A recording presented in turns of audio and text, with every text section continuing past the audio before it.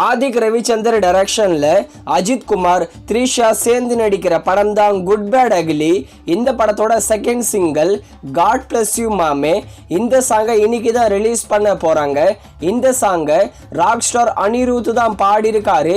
கண்டிப்பா ஒரு சூப்பரான சாங்கா வரும் போல இந்த காட் பிளஸ் யூ மாமே சாங் வர ஏப்ரல் 10ஆம் தேதி குட் பேட் அகிலி படத்தை தியேட்டர்ஸ்ல ரிலீஸ் பண்ண போறாங்க.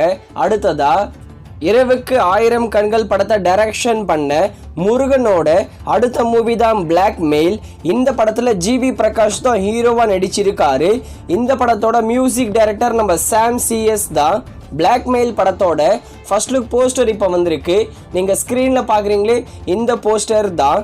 அடுத்ததா வீர தீர சூரன் சு அருண்குமார் டைரக்ஷனில் சிஎன் விக்ரம், எஸ்ஜே சூர்யா, துஷாரா விஜயன் இவங்கெல்லாம் சேர்ந்து நடிச்சிருக்கிற படம் வீர தீர சூரன் படம் ரிலீஸ் ஆன 2 டேஸில் தமிழ்நாடுல மட்டுமே 6.25 crore கிட்ட கலெக்ஷன் பண்ணியிருக்கு.